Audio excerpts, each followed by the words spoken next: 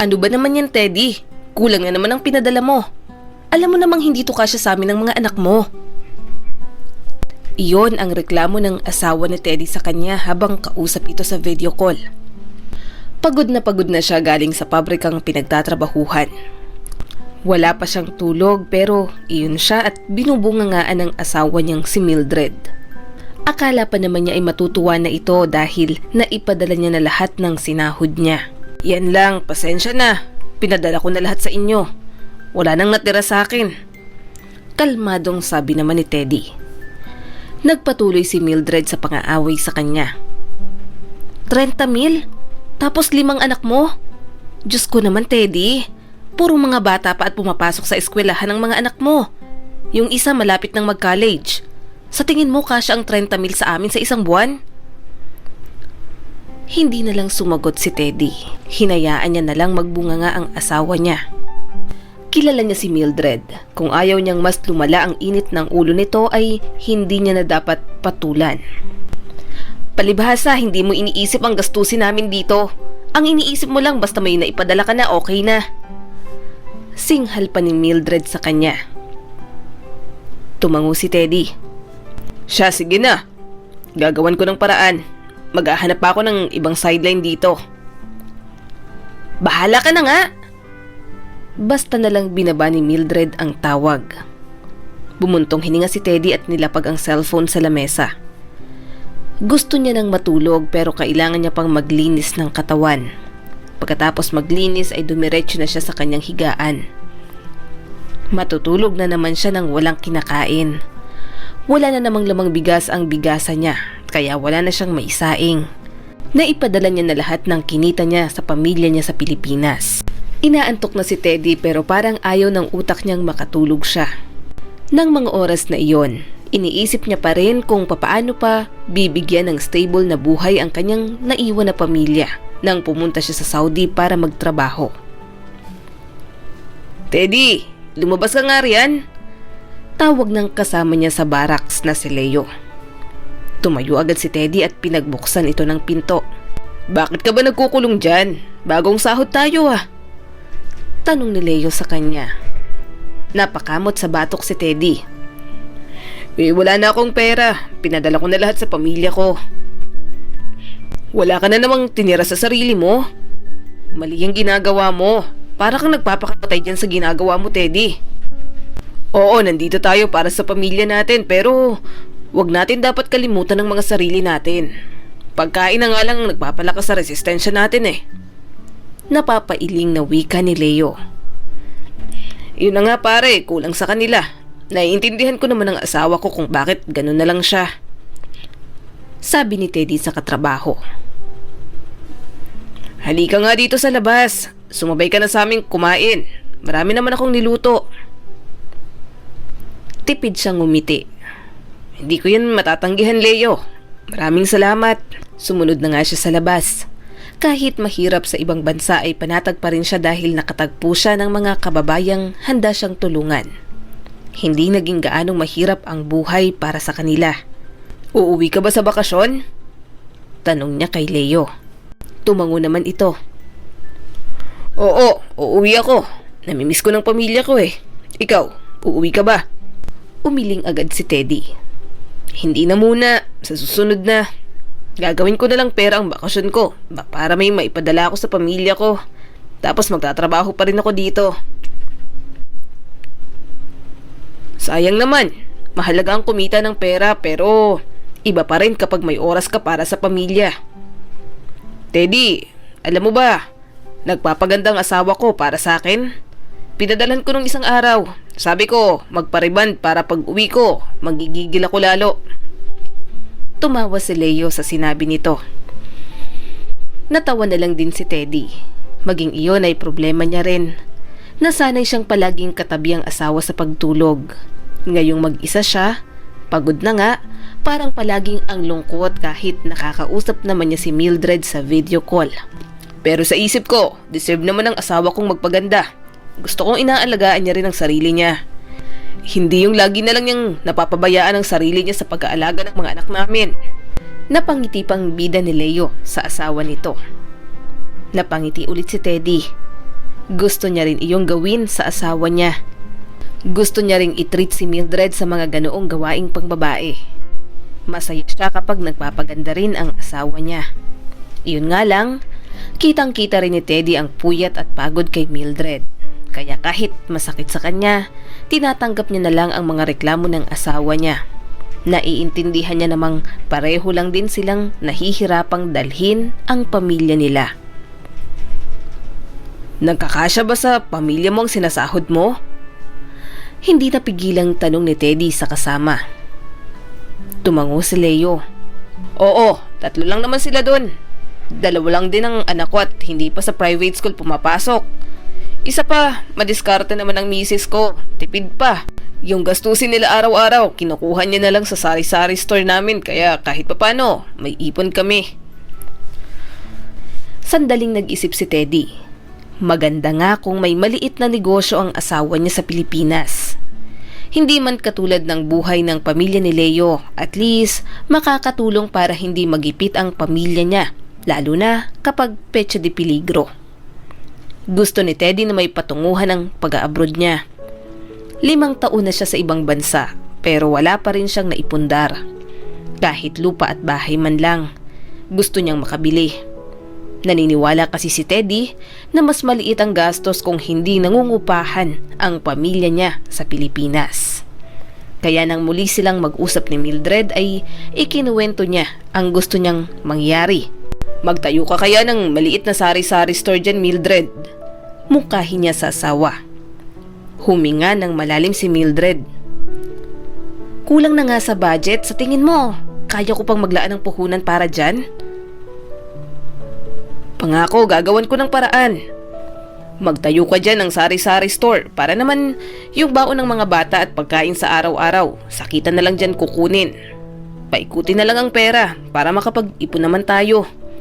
Gusto kong may maipundar tayo kahit maliit na bahay lang. Alam mo namang mahirap ngang mangupahan. Sabi ni Teddy sa asawa. Oo na, sige na. Miss na kita, Teddy. Malungkot na sabi ng asawa niya. Ang tagal mo nang wala rito pero nalulungkot pa rin ako kapag wala ka.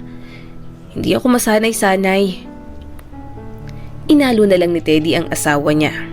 Alam niyang hindi rin madali para kay Mildred ang lahat. Mahina ang loob nito kapag wala siya sa tabi nito. Lumipas ang mga araw. Kahit naaapektuhan sa kalungkutan ng asawa, nagpatuloy pa rin siya sa pagtatrabaho. Kailangan niyang kumayod para may maipadala sa pamilya niya at may panggastos na rin habang wala pa ang sahod niya. I will clean your car in exchange of real. Please, sir. Pakiusap ni Teddy sa Arabong may-ari ng sasakyang target niyang linisan. Wala siyang pasok. Ginamit ni Teddy ang oras na iyon para maghanap ng iba pang sideline. Iyon ang nakita niyang sideline. Kahapon nga ay tumulong siya sa loading ng mga box sa isang truck na dadalhin sa isang restaurant. Paunti-unti ay inaabutan naman siya. Ang mga naiipon sa sideline na iyon ang pangtustos niya sa pangangailangan ng pamilya niya. At kapag may natira, saka pa lang niya ibibili ng sariling pagkain. Okay, I will let you clean this, sabi ng Arabo sa kanya. Napangiti naman si Teddy. Thank you, sir. I make sure your car will look new again. Tumawa ang Arabo sa kanya. Natawa na lang din siya. Ginagalingan na lang ni Teddy sa pagtrabaho para maulit pa iyon at kunin ulit ang serbisyo niya ng mga ito. Pagkatapos niyang maglinis ng sasakyan ay tumulong ulit siya sa pagdiskarga ng supplies. Katatapos niya lang nang makita niyang inilalabas ng isang staff sa restaurant ang mga kahon ng chicken nuggets. Why do you put these stacks of chicken nuggets outside? Tanong ni Teddy sa tauhan na naging kaibigan niya na rin dahil sa palagi niyang nakakasalamuha. This is our restaurant rule to dispose stocks that has 1 month or 2 months before expiration date. Sabi ng Arabo sa kanya. Nanlaki ang mga mata ni Teddy. Tiningnan niya ang expiration date ng bawat isa. Tama nga ang restaurant staff. 2 o 1 buwan pa bago ma-expire ang mga iyon. Napalunok si Teddy. Abdul, can I take this? Lumingon sa paligid si Abdul bago tumango. Then, that's yours now. After all, we will just throw all of this. From now on, I will give you our disposed stocks here in the kitchen. Lumapad ang ngiti ni Teddy. Thank you very much. Akala niya sa mga bansa lang sa Europe at Amerika may dumpster. Hindi niya alam na pati pala sa Saudi, kahit mga chicken nuggets lang ay may makikita siya. Masaya siyang umuwi sa barracks nila. Balak niyang gawing ulam ang iba. Ang iba naman, ibebenta niya sa mga Indiano at Pilipino niyang katrabaho. Malayo rin kasi ang bayan sa barracks nila kaya mas magandang pagkakitaan niya ang mga nahingi niya. I-stock na lang muna niya ang mga iyon sa loob ng refrigerator. Ano ba naman yan, Teddy? Lahat na lang pinagkakitaan mo. Buhaya ka talaga. Natatawang sabi ni Greg sa kanya. Isa rin sa mga Pilipinong kasama niya sa barracks. 10 real lang isang balot. Dito ka na sa akin bumili ng ulam mo. Pamimilit pa ni Teddy sa katrabaho. Oo na. Naglabas ng pera si Greg. Bibili ako. Kung hindi ko lang alam na matindi ang pangangailangan mo, iisipin kong dinudugangan mo ang lahat ng mga kasama natin dito eh. Natawa na lang si Teddy at napailing.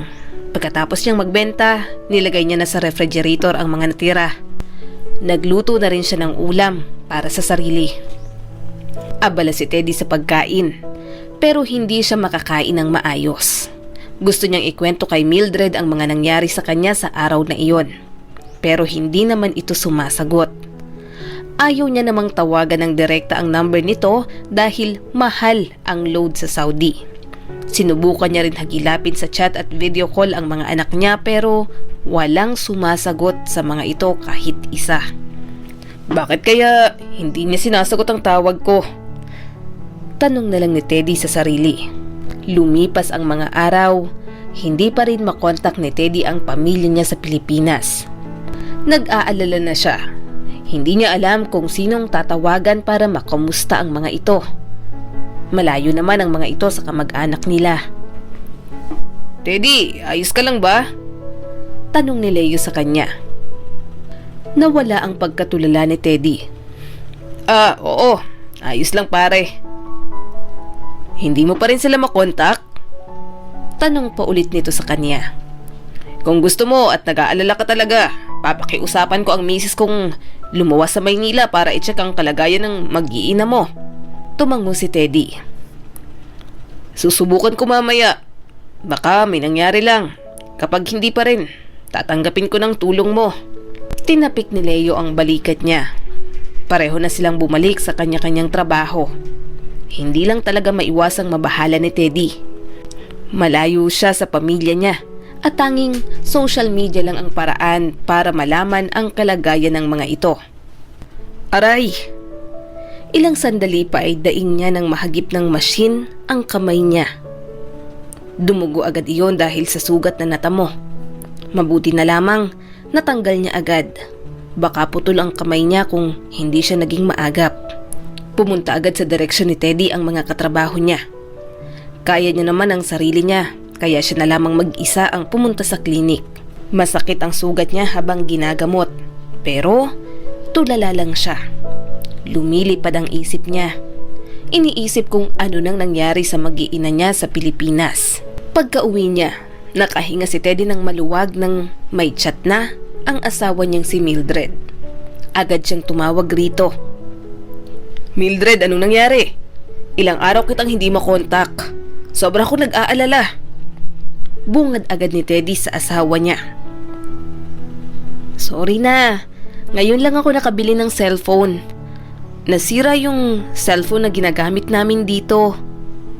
Sagot naman ni Mildred. Napakamot si Teddy sa ulo. Huwag mo na ulit gagawin yon. Pinag-aalala mo ako. Buksan mo nga ang camera mo. Gusto kong makita ang mga anak natin. Inayos ni Mildred ang camera ng cellphone. Napangiti si Teddy nang makita ang asawa niya. Nakaayos ito at bagong ligo. May pulang lipstick pa sa mga labi. Natawa tuloy si Teddy. Mukhang nagayos ka para sa akin ah. Siyempre naman. Ngumiti naman si Mildred. Nasaan ang mga bata? Gusto ko silang makausap. Hiling ni Teddy sa asawa. Napangiti naman siya nang tinawag ni Mildred ang mga anak niya. Sa tagal niya sa ibang bansa, hindi niya na nasubaybayan ang paglaki ng mga ito. Nahihiya nang magpakita sa kamera ang mga anak niya at hindi madalas makipag-usap. Mapaklang tumawa si Teddy. Ang layo ng loob ng mga anak ko sa akin. Huwag mong isipin yon. Nahihiya lang mga anak mo. Mahal ka ng mga anak natin. Siyempre matagal ka ring wala rito kaya parang naninibago sila. Kahit nakakausap ka naman namin sa video call, iba pa rin yung nandito ka. Yung kasama ka nila. Sabi ni Mildred sa kanya. Inayos ni Teddy ang ulo sa unan. Sana huwag sumama ang loob nila sa akin. Sana maintindihan nila kung bakit ako malayo sa kanila. Nagsasakripisyo ako para sa kanila. Para sa inyo. Huminga ng malalim si Mildred. Mga bata sila pero naiintindihan naman ang panganay natin. Hayaan mo, maiintindihan din nila yan. Sa ngayon, hindi lang nila ma-appreciate ang ginagawa mo dahil mga bata pa sila. Napangiti ulit si Teddy. Siya nga pala, magpapadala ko ng pera sa inyo. Kaunti lang naman. Bakit? San galing? Okay pa naman kami dito, Teddy. May nagagamit pa naman kami para sa gastusin dito sa bahay. Imporma sa kanya ni Mildred. Niyakap ni Teddy ang unan. E di itabi mo na lang. Nagsisipag na ako lalo rito sa Saudi. Yung mga ipapadala ko sa'yo, simulan mo nang ipunin tapos kapag kaya na natin, maghanap na tayo ng huhulugan nating bahay. Bigla na lang umiyak si Mildred. Talaga? Alam mong, matagal ko nang pangarap na magkaroon tayo ng sariling bahay, di ba? Malungkot siyang tumingin sa asawa. Pangarap ko yun para sa atin. Sorry ha, ang tagal kong tuparin ang pangako ko sa'yo. Pero nagsisikap naman ako. Sana hintayin mo lang. Mahal na mahal kita, Mildred. Mahal na mahal ko kayong mag-iina ko. Mas lalo lang tumulo ang mga luha ni Mildred. Parang nadudurog ang puso ni Teddy kapag nakikitang umiiyak ang asawa niya. Ayaw niyang magtanong. Alam niyang umiiyak lang ang asawa niya kapag hindi na nito kaya ang mga problema. Hinintay na lang ni Teddy na makatulog ang asawa niya bago patayin ang tawag. Napatingin siya sa kumikirot niyang kamay. May problema siya pero pinili niyang sarilinin iyon. Mas kailangan siyang sandalan ng asawa niya. Ayaw niyang dumagdag sa problema nito. Gayunpaman, kailangan rin ni Teddy ng makakapitan. Mag-isa lang din siya sa abroad. Minsan, naiisip niyang sumuko na lang dahil sa sobrang hirap. Mabilis niyang pinunasan ang tumulong luha. Kailangan ko pang maging matatag. Kailangan pa ako ng pamilya ko. Lumipas ang mga araw, linggo at mga buwan. Mag-isa lang si Teddy sa barracks nila. Nagbakasyon ng mga kasama niyang Pilipino at siya lamang ang natira doon. Naiinggit siya pero nasa isip niyang kailangan niya pang magtrabaho para mahulugan ang gusto niyang bahay. Happy birthday, mahal! Bati ni Mildred sa kanya pagkagising niya. Natawa si Teddy nang makitang may hawak na cake ang asawa niya para sa kanya. Hinaplos niya ang mukha nito sa screen ng cellphone. Naiyak siya nang kumanta ang mga anak niya para sa kanya. Hindi na sana kayo nag-abala pa. Pero kayo naman ang kakain ng hinanda niyo sa akin, kaya ayos na rin. Natatawang sabi ni Teddy. Tumawa rin si Mildred. Nako, makukulit ang mga anak mo. Gusto ka nilang ipaghanda kahit papano. Talaga? Napangiti si Teddy. Parang hinaplos ang puso niya sa sinabi ng asawa niya. Hindi niya madalas makausap ang mga anak niya pero masaya na siyang naaalala siya ng mga ito paminsan-minsan. Hindi na siya naghahangad ng kahit anong kapalit sa mga anak niya. Gusto niya lang na mag-aral ang mga ito ng mabuti para sa kinabukasan ng mga ito. Oo nga pala, anong handa mo dyan? Tanong ni Mildred sa kanya. Magluluto lang ako ng kalderetang manok. Nang pumunta ako sa bayan, may nakita kong Filipino store kaya bumili na rin ako. Hindi ko kasi magustuhan ng mga spices dito sa Saudi. Masyadong matapang. Sabi ni Teddy sa asawa. Ikaw lang mag-isa dyan, diba? Tanong ni Mildred. Oo, ako lang ang panggabi sa amin. Nailipan ng schedule ng mga kasama ko kasi kauuwi lang nila dito. Wika ni Teddy. Napakunot ang noo niya nang makitang tumayo ang asawa niya. Ilang sandali pa, inayos nito ang kamera ng cellphone. Doon niya lang napansin na nakasuot pala ito ng sexing pantulog. Anong gagawin mo? Tanong ni Teddy sa asawa nang ibaba nito ang strap ng dress. Di mo ba ako namimiss? Mapang-akit na ngumiti ang asawa niya. Baka makita ka ng mga bata. Sabi pa niya pero sa totoo lang, nadadala na siya sa pang-aakit ng asawa niya. Mas lumapit pa si Mildred sa kamera. Wala, abala sila sa labas. Nila ko rin yung pinto. Saglit lang to. Regalo ko na to sa'yo, mahal. Sa tagal niya sa abroad, nasanay na lang din si Teddy na ganoon ang gawain nilang mag-asawa para maibsan ang pangangailangan ng isa't isa. O sige na, happy birthday ulit, magluto ka na. Papanoorin na lang kita dyan, kawawa ka naman, wala ka palang kasama. Napangiti na lang din si Teddy kapag malambing sa kanya ang asawa niya. Naiibsa ng lungkot niya. Pakiramdam niya, kahit matanda na sila, hindi nawawala ang pagmamahal ni Mildred sa kanya. Kinabukasan, naging masigla si Teddy sa pagtatrabaho. Ganado ulit siya. Parang kahit bigyan siya ng marami at mahirap na trabaho, ayos lang sa kanya. Nakangiti pa rin siyang kikilos. Medyo nakakaluwag-luwag na sila, kaya mas lalo siyang naging positibo sa pagtatrabaho. Pauwi na sila, sakay ng service nila nang kausapin siya ni Greg. Pare, kumusta kayo ng asawa mo? Tanong ni Greg sa kanya. Kumunot ang noo ni Teddy at natawa. Ayos lang naman, bakit mo biglang naitanong? Baka magalit ka. Hindi ko rin naman sigurado kaso nakita ng asawa ko ang asawa mong lumabas sa hotel malapit sa train station. May kasamang ibang lalaki. Sabi sa kanya ni Greg.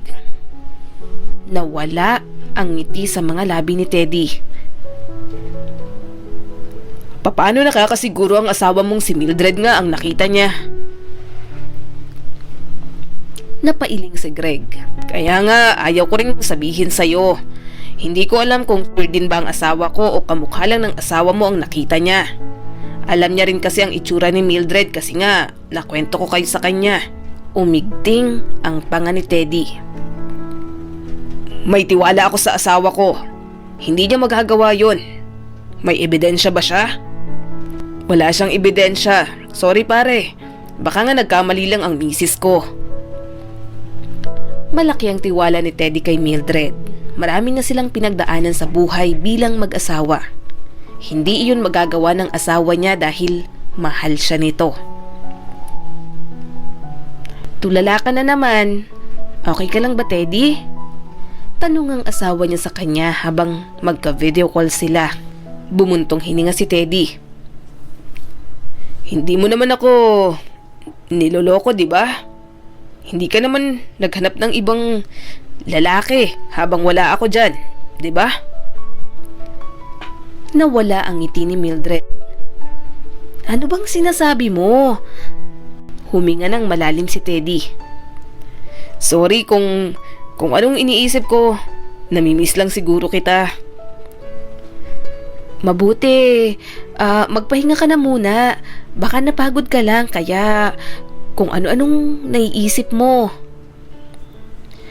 Pinatay na ni Mildred ang tawag. Napapikit na lang si Teddy. Hindi maalis-alis sa isip niya ang sinabi ni Greg. Siguradong nasaktan ng asawa niya. Bakit niya ba pinag-isipan pa ng masama si Mildred? Hindi niya na sana pinasama ang loob nito. Alam niyang hirap na ito sa pag-aalaga ng mga anak nila, pero muntik pa siyang maghanap ng away. Bago matulog, nag-iwan siya ng chat sa asawa niya. Humingi siya ng tawad. Malayo sila sa isa't isa kaya agad na nagpakumbaba si Teddy para maging maayos sila. Naging maayos naman ang daloy ng buhay ni Teddy. Patapos na ang kontrata niya. Uuwi muna siya sa Pilipinas pero hindi niya sinabi sa pamilya niya. Gusto niya ring sorpresahin ang mga anak niya. Iniisip niya pa lang, napapangiti na siya. Uuwi ka na. Naku, mamimiss namin ang kasipagan mo. Natatawang sabi ni Leo sa kanya. Tumawa si Teddy. Hindi na kayo mayayamot sa pagiging buhaya ko. Alam ko namang mamimiss niyo ko. Wala na kayong uutusan papuntang bayan. Wala na kayong mabibilhan at magiging tagaluto ninyo kapag sinumpong kayo ng katamaran. Tinapik ni Greg ang balikat niya. Kung makapagsalita ka naman dyan, para ka naming ginawang katulong. Bayad bawat utos namin. Ikaw pa, papayag ka bang malamangan? Ibang klase ang kasipagan mo at diskarte sa buhay. Tumawa na lang ulit si Teddy. Kung marami kang buhay na pinapakain sa Pilipinas, malalaman mo kung anong motibasyon ko para magpatuloy at huwag sumuko dito sa Saudi. Anong balak mo pag uwi mo sa Pilipinas? Tanong ni Leo sa kanya. Lilipat kami sa bagong bahay, sabi ni Mildred, tapos na raw ang hulog namin doon. May ipon din naman kaunti ang asawa ko kaya baka mag-start ako kahit maliit na negosyo lang. Sagot naman niya. Ngumiti si Leo sa kanya. Mag-ingat ka, Teddy. Marami ka nang naging sakripisyo para sa pamilya mo. Gusto naming maging masaya ka. Salamat, pare. Puno ng galak na ngumiti si Teddy. Subalit, ang bawat ngiti may kapalit na pighati. Hindi lahat ng kasiyahan nananatiling na lamang na kasiyahan. Kakatok na sana si Teddy sa gate ng inuupahang bahay ng pamilya niya. Kaso, nalaman niyang bukas pala iyon. Napangiti na lang siya. Mas lalong masusurpresa ang pamilya niya kapag basta na lang siyang pumasok sa bahay nila. Ngunit, mukhang siya ang nasurpresa. Wala siyang nadatnang tao sa loob ng bahay nila. Sa kanya lang naalalang baka nasa eskwelahan ang mga anak niya. Umakyat na si Teddy para tingnan kung nasa silid nila ang asawa niya, ngunit nasa hagdan pa lang, naririnig niya na ang mga daing at halinghing ni Mildred. Kumuyom ang mga kamay ni Teddy. Nagpupuyo siya sa galit. Mabilis siyang umakyat at pagbukas niya ng pinto, mas lalong tumindi ang galit niya nang makitang may nakapatong na lalaki sa asawa niya. Naghahalikan pa ang dalawa at gulat na gulat sa pagsulpot niya. Inayos agad ni Mildred ang suot na damit. Teddy? Mga hayop kayo! Sigaw niya. Bakas ang takot sa mukha ni Mildred. Teddy, magpapaliwanag ako. Hindi na nakinig si Teddy.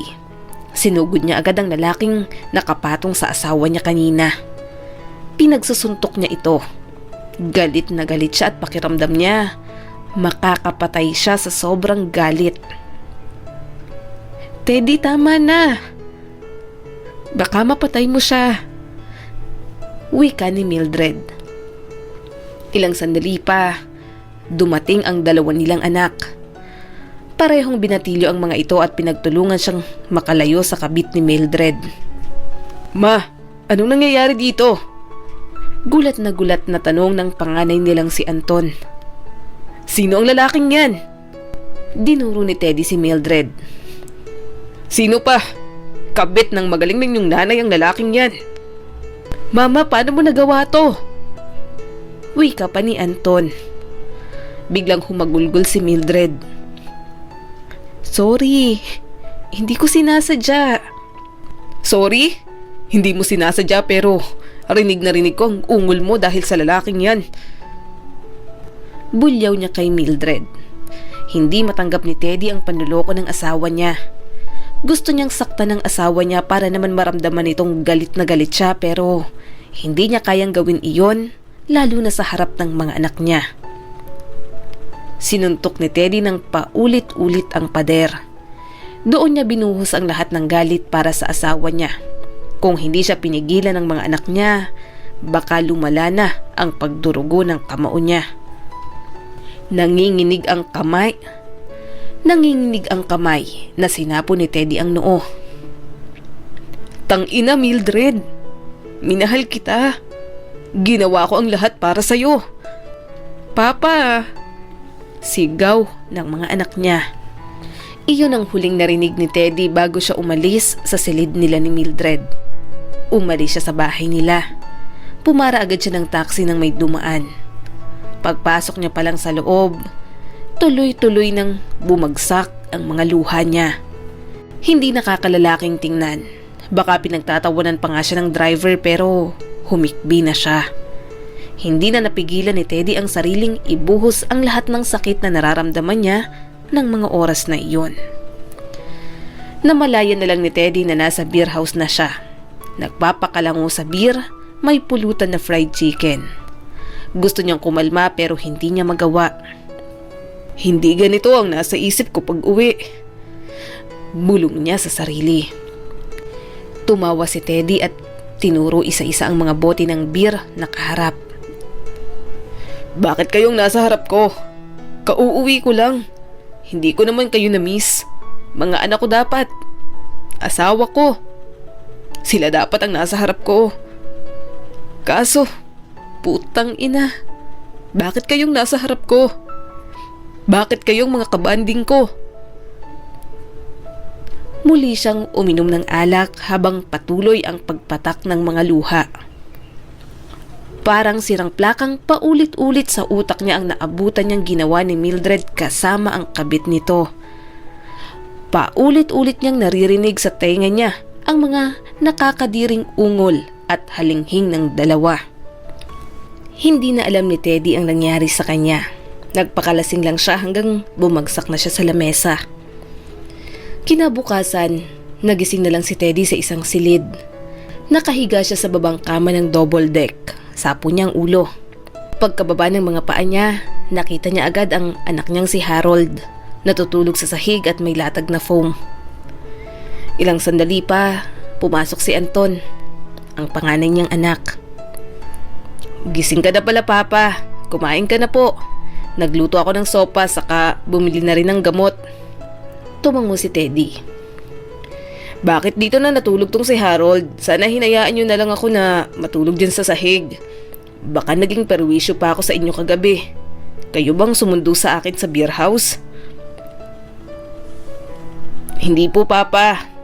Hinatid po kayo ng taxi driver na sinakyan niyo dito sa atin. Mabuti na lang po't mabait siya." Sinapo ulit ni Teddy ang ulo. Wala talaga siyang maalala. Hindi niya na matandaan kung papaano siya nakauwi. Ilang sandali pa, pumasok ang bunso niyang anak. "Papa?" "Ling?" Tumayo agad siya at binuhat ang anak niya. "Namiss kita. Ang laki mo na." Hindi napigilang yakapin ni Teddy si Ling. Baby pa lang ito nang iwan niya, kaya talagang nanibago siyang makita ito. Ilang sandali pa'y pumasok na rin ang dalawa niya pang anak. Nagising na tuloy ang mga binata niya dahil sa ingay ng mga batang kapatid ng mga ito. Mas lalong pumatak ang mga luha ni Teddy nang pagmasdan ang 5 niyang anak. Pakiramdam niya, maraming nasayang na panahon. Marami siyang pinalagpas na pagkakataon para subaybayan ang paglaki ng mga ito. "Miss na miss ko na kayong mga anak." Niyakap niya ang mga ito. "Miss na miss ka na rin po namin, Papa." Tumulo na rin ang mga luha ni Karen, ang pangatlo niyang anak. Mahinang tumawa si Teddy. Maging ang mga binata niya ay hindi na rin napigilang umiyak. Mahigpit niya rin niyakap ang mga ito. "Ang laki niyo na. May mga girlfriend na ba kayo? Ang kagwapo niyo. Manang-mana kayo sa akin." Sabi niya pa sa mga anak.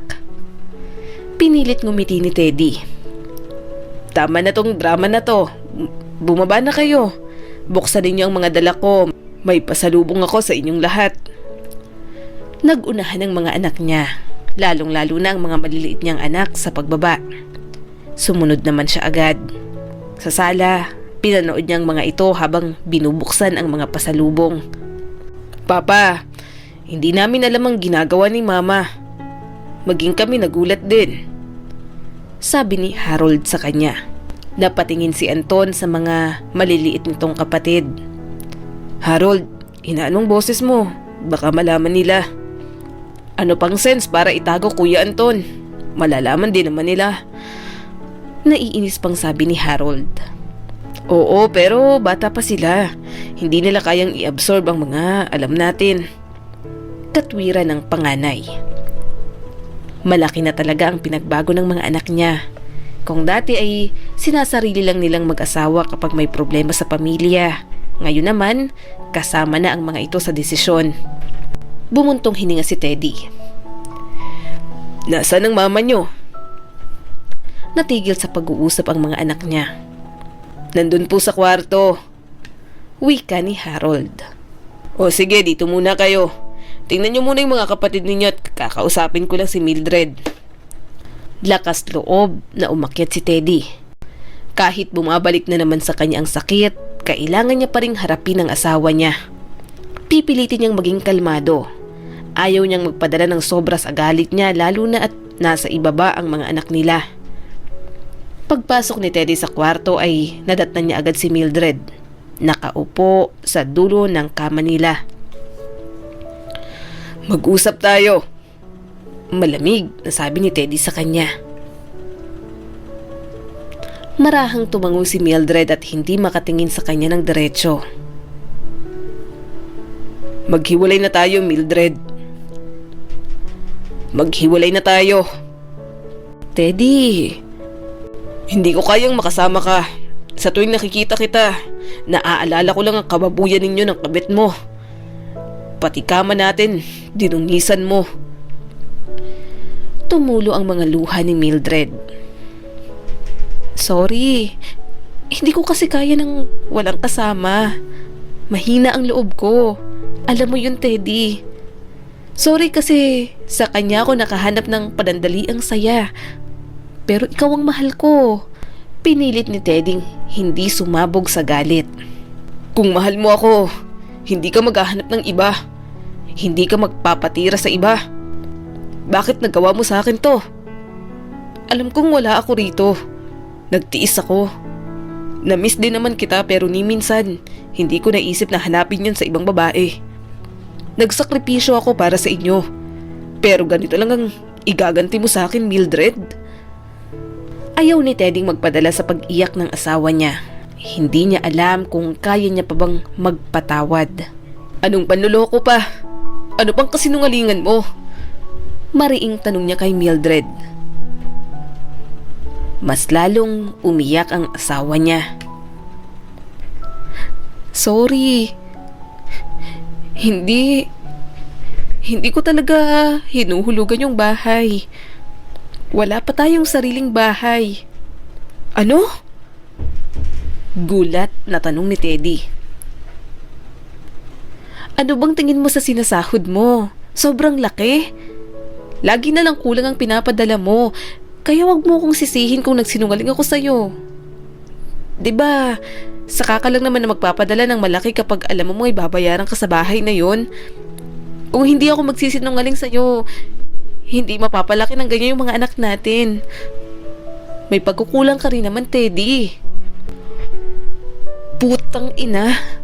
Bakit parang kasalanan ko pa, Mildred? Naghihirap ako sa ibang bansa. Masama bang mangarap ako kahit papano? May maipundar man lang ako? Para sa inyo naman yun ah. Pero anong ginawa mo? Anong ginawa mo? Umuwi ako sa pag-asang stable ng buhay natin dito. Pero anong klaseng panggagago ang ginawa mo sa akin? Bakit ako lang? Bakit sa ating dalawa? Ako na lang lagi ang may pagkukulang. Pigil na pigil sa galit si Teddy. Gusto niyang magtaas ng boses pero iniisip niya pa rin ang mga anak niyang nasa ibaba. Muling napasuntok si Teddy sa pader. Pagod na siya sa asawa niya. Wasak na siya. Alam kong may kasalanan din naman ako. Pumatol ako sa ibang lalaki at tatanggapin ko ang galit mo. Alam ko rin na galit sa akin ang mga anak mo dahil sa ginawa ko. Sabi ni Mildred habang umiiyak. Kinuha ni Teddy ang mga damit ng asawa niya at ibinato sa kama nila. Umalis ka na. Total, ang dami kong pagkukulang sa'yo, di ba? Sumama ka na sa kabit mo. Wala akong pakialam. Hindi na kita gustong makita pa. Umalis ka na sa buhay namin ng mga anak ko. Marahang tumango si Mildred. Nanginginig ang mga kamay na inilagay nito sa maleta ang mga damit nito. Tumulo ang mga luha ni Teddy sa tanawing iyon, kaya lumabas na lang siya. Sa paglabas niya, nakita niya ang mga anak niyang nag-iiyakan. Narinig siguro ng mga ito ang pag-aaway nila ni Mildred at ang pagbawala niya sa loob ng kwarto nilang mag-asawa. Sorry. Marahang lumapit si Teddy sa maliliit niyang anak at niyakap ang mga ito. Mama! Mas lalong pumalahaw ang mga anak niya nang makita ng mga itong bumaba si Mildred at may dala ng maleta. Anton, Harold, huwag niyo nang palapitin sa akin ang mga kapatid niyo. Punong-puno ng mga luha ang mukha ni Mildred na tumingin sa kanya. Gusto ko man silang isama. Alam kong wala akong karapatan para gawin yon. Ikaw nang bahala sa kanila, Teddy. Alagaan mo sila. Sana dumating ang panahong mapatawad mo rin ako. Tuluyang bumagsak ang mga luha ni Teddy nang makaalis ang asawa niya. Para bang gumuho na ang lahat sa kanya. Pinagmasdan niya ang mga anak niyang umiiyak. Iniisip kung paano niya itataguyod ang pamilya niya gayong wala na si Mildred sa buhay nila. Sapo ni Teddy ang ulo niya.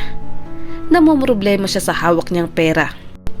Iyon lang ang ipon niya nang umuwi siya mula sa ibang bansa. Nalaman niyang wala rin palang ipong pera si Mildred sa bank account nito. Pagbaba ni Teddy, nakita niyang naghain na ang anak niya. Papa, almusal. Kain na po. Papasok ka na? Tanong niya sa anak nang makitang nakasuot ng uniform. Opo, wait lang po. Gikisingin ko lang po yung mga kapatid ko para makapaghanda na rin sila sa school. Sabi ni Anton at umakyat ulit para pumunta sa kwarto ng mga kapatid. Hindi maiwasang malungkot ni Teddy. Ngayong wala na si Mildred, ang panganay niyang anak ang nag-aasikaso sa mga kapatid nitong maliliit. Dapat masanay na si Teddy sa daily routine kasama ang mga anak niya. Kailangan niya ng kumilos para sa pamilya niya.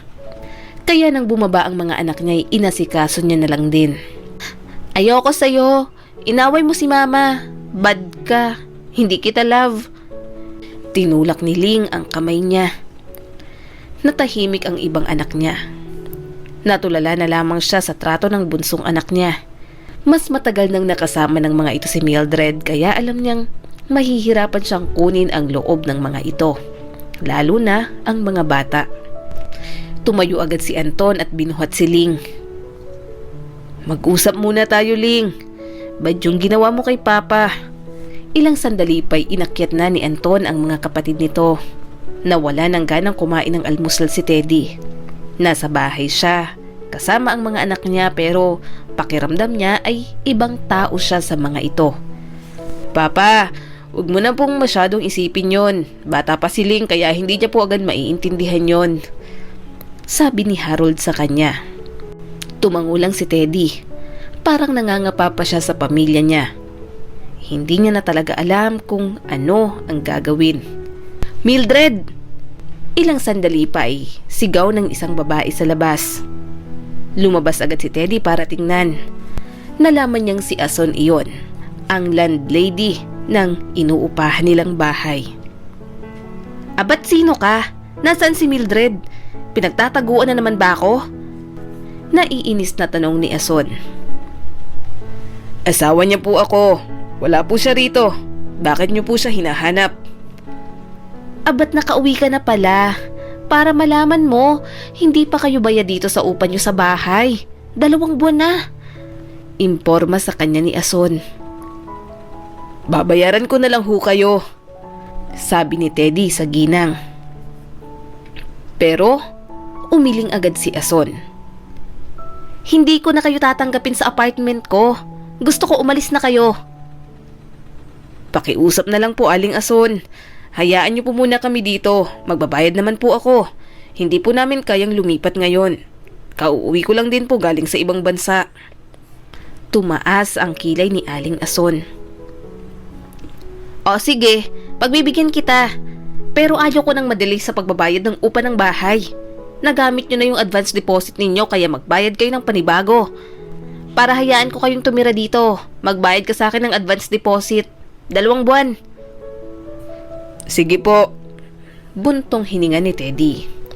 Ayaw man ni Teddy na maglabas ng pera ay ginawa niya pa rin. Ayaw niya namang mawala ng tirahan ang mga anak niya.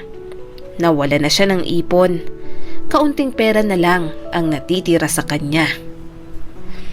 Papa, alam ko pong namumroblema ka sa pera. Maraming gastusin. Gusto ko po munang tumigil sa pag-aaral para makapag full-time po ako at makatulong sa gastos dito sa bahay. Mungkahi ni Anton sa kanya. Ayokong tumigil ka sa pag-aaral, anak. 2 taon na lang, graduate ka na. Sayang kung hihinto ka pa. Ako nang bahala. Huwag kang mag-alala. Pero papa, mahihirapan ka. Kaya ko, anak. Ayokong mabigo bilang magulang mo. Magtiwala ka lang. Gagawin ko ang lahat para sa inyo. Napagdesisyonan ni Teddy na lumuwas sa probinsya nila para humingi ng tulong sa mga kapatid. Sinasabi ko na nga ba hindi talaga ako tiwala dyan sa asawa mong si Mildred, sabi ng kapatid niya. Ate, hihingi sana ako ng tulong sa'yo. Kung mayroon ka dyan, pwede bang pautangin mo muna ako? Babayaran kita pag nakaluwag-luwag ako. Tumaas ang kilay ng ate niya. Bakit? Wala ka bang napundar nung nasa abroad ka? Ang tagal mo sa abroad ah. Yan kasi, grabe magtiwala sa asawa. Inanakan pa ng marami. Kung nakinig ka sana sa mga magulang natin nun, hindi ka sana ganito. Hindi sana ganito ang buhay mo. Kung di mo inuna yung pagmamahal at pagtatanan ninyo ni Mildred noon, di sana, siman ka na ngayon. Tsaka baka iba pang naging asawa mo. Hindi na nagsalita si Teddy. Kilala niya ang kapatid niya. Himala pa ngang wala siyang natanggap na masamang salita mula rito. Ganoon naman talaga palagi. Kapag bumabalik siya sa mga kamag-anak niya, kapag kailangan niya ng tulong, marami munang sasabihin ang mga ito bago mag-abot ng tulong sa kanya. Si Teddy ang nangangailangan, kaya nakuha niyang tanggapin na ang lahat ng sinasabi ng kapatid niya. Para sa mga anak niya, ibababa niya ang pride niya. Pagka-uwi niya, nagplano agad siya kung papaano palalaguin ang perang inutang niya. O papa, bakit hindi pa po kayo natutulog? Tanong ni Harold sa kanya. May iniisip lang. Ikaw, bakit hindi ka pa natutulog? Nag-aaral pa po ako, papa. May exam po kami bukas. Ano bang iniisip ninyo? Baka may maitulong ako. Sabi ni Harold sa kanya. Ano bang patok dito sa mga tao sa atin? Tanong ni Teddy sa anak. Bala ko sanang magtayo ng negosyo. May pera pa ako dito. Gusto kong magsimula ng negosyo para naman matustusan ko ang pangangailangan ninyong magkakapatid. Papa, kung gusto niyo po, pwede po ang paresan o lugawan. Wala po rito sa barangay nating nagtitinda ng ganon. Dumadayo pa po kami ng tropa ko sa bayan para lang makakain ng pares. Sarapan nyo na lang po yung pares para babalik-balikan kayo. Tinanggap agad ni Teddy ang mungkahi ng anak. Bago niya pasukin ang negosyo, kailangan niya munang alamin kung papaano iyon gagawin. Kinabukasan, pumunta agad siya sa palengke para lang bumili ng pares. Nakita niyang nakakart lang ang mga nagtitinda at tabi-tabi pa.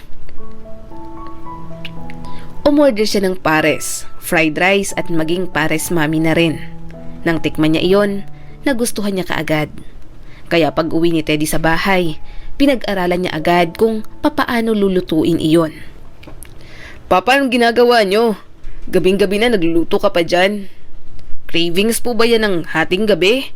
Sana tinawag nyo na lang po ako para napagluto ko kayo. Wika ni Anton. May inaaral ako, anak. Hindi ko kasi makuha ang tamang timpla sa pares.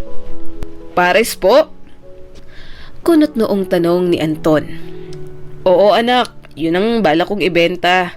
Magtatayo ako ng maliit na negosyo, yung katulad doon sa palengke. Mga cart lang naman para naman may magawa ako. Matanda na rin ako at nag-aalala ako kung mag-a-apply pa ako sa trabaho. Baka hindi na ako matanggap. Sige po, tutulungan ko na po kayo. Ngumiti ang anak niya at lumapit. Iyon na nga ang ginawa nilang mag-ama. Tinulungan siya ni Anton. Nang sumapit ang umaga, nakuha na nila ang tamang timpla. Tuwang-tuwa si Teddy. Paunti-unti, nagsimula na siya ng kanyang negosyo. Alam niyang hindi niya pa makukuha ang tubo sa puhunang nilabas niya. Pero, mas lalo siyang nagkaroon ng motivation para magpatuloy. Papa! Tawag ng anak niyang si Harold. Kakain sila. Sinama ko yung mga tropa ko dito. Tumawa si Teddy. Talaga? O sige, humanap na kayo ng pwesto nyo. Ipagsasando ko na kayo.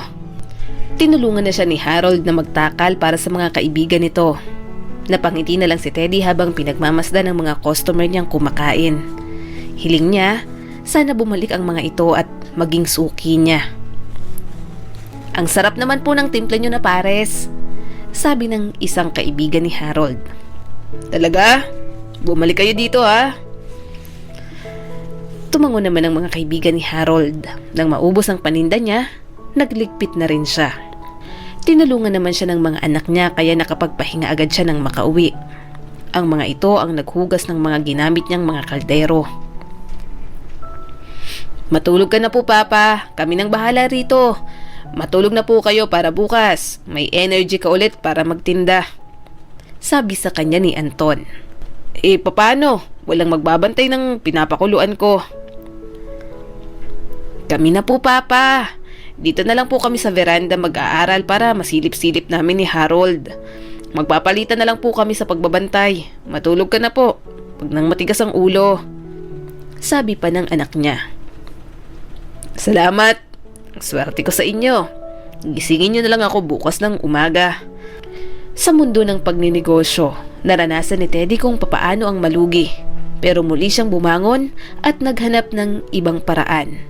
Hindi niya sinukuan at naghanap siya ng pakulo na agad namang pumatok sa masa. Nandito tayo ngayon sa pinipilahan at binabalikan na paresan ni Mang Teddy. Tara, kain tayo. Sabi ng food vlogger na gustong i-film ang mga itinitinda niya. Napangiti si Teddy. Hindi niya inaasahang sisikat ang paresan niya sa social media. Siguro dahil tinulungan din siya ng mga anak niyang i-promote ang negosyo niya. Naging blockbuster tuloy ang paresan niya sa lugar nila. Mang Teddy, paano niyo po masasabing kakaiba po ang paresan ninyo sa lahat ng pares? Tanong ng food vlogger sa kanya. Sa totoo lang, hindi ko rin alam. Basta ginawa ko lang kung ano sa tingin kong magugustuhan ng mga tao. Napakamot agad si Teddy sa batok niya. Iyon ang totoo. Walang secret recipe.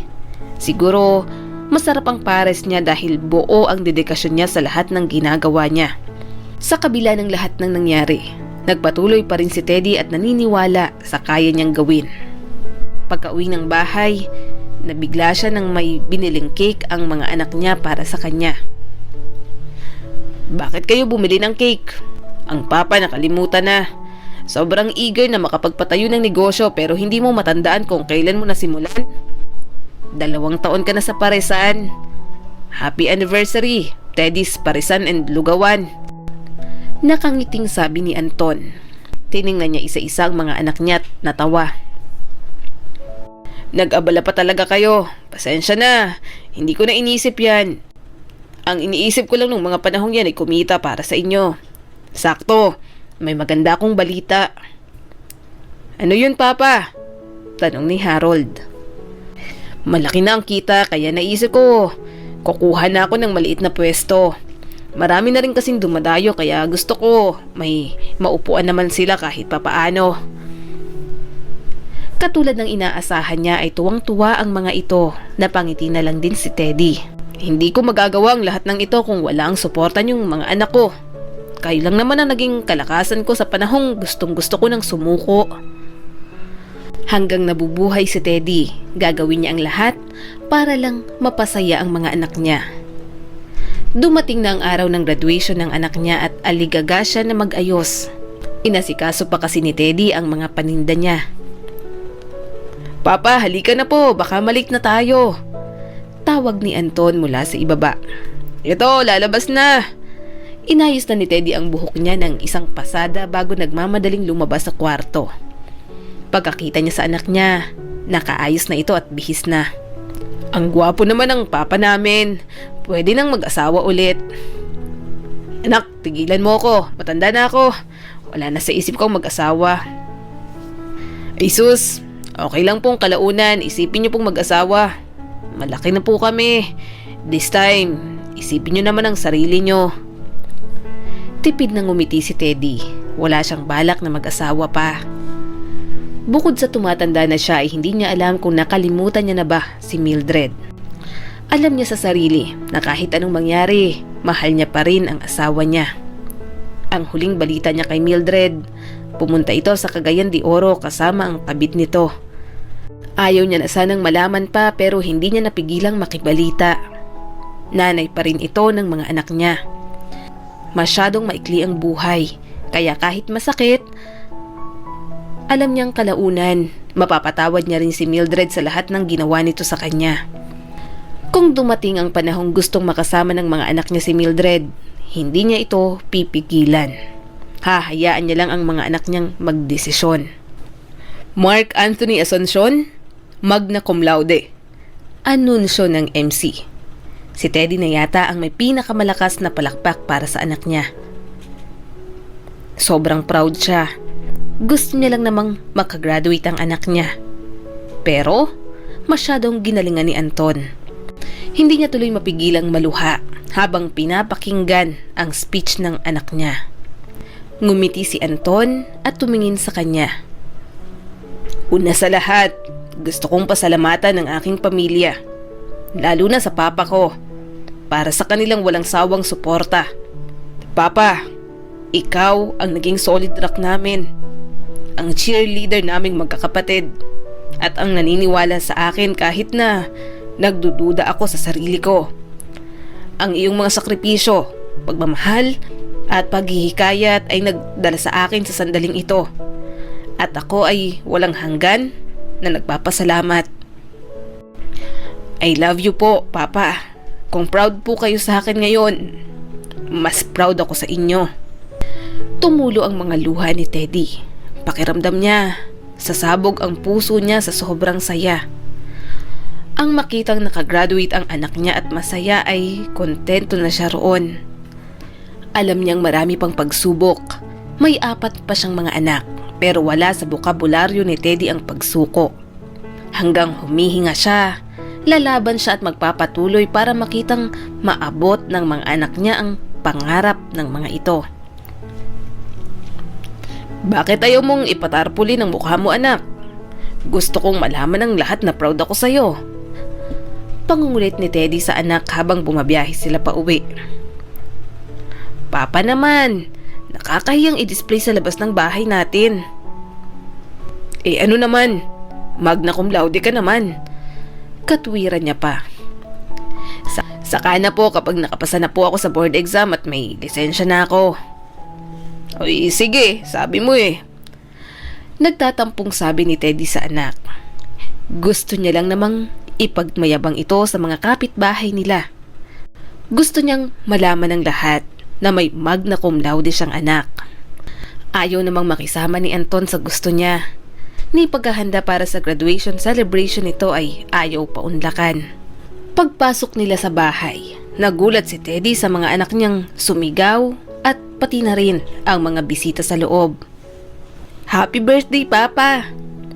Nakangiting sigaw ng mga anak niya. "Ano? Teka!" Tumawa si Anton at sinabit sa kanya ang medal. "Hindi mo na naalala? Birthday niyo po ngayon. Sabay po sa graduation day ko. Hindi niyo na naalala ang sarili niyo kasi mas excited pa kayo sa graduation ko.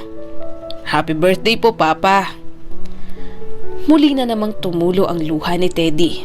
Kung kailan siya tumanda, saka siya naging madramang tao. Tumawa naman ang mga anak niya at niyakap siya. Halos sumuko na si Teddy dahil sa lahat ng pinagdaanan niya. Gayunpaman, nananatili siyang nakatindig. Naniwala siya sa sarili niya. Mabuti na lang, hindi siya sumuko. Hindi niya sana makikita ang liwanag na kaya pang ihandog sa kanya ng Diyos. Maraming salamat sa patuloy na panonood sa aking munting channel. Kung nagustuhan mo ang videong ito ay huwag mo kalimutang mag-like and subscribe at pakipindot mo na rin ang notification bell para updated ka sa mga susunod nating video.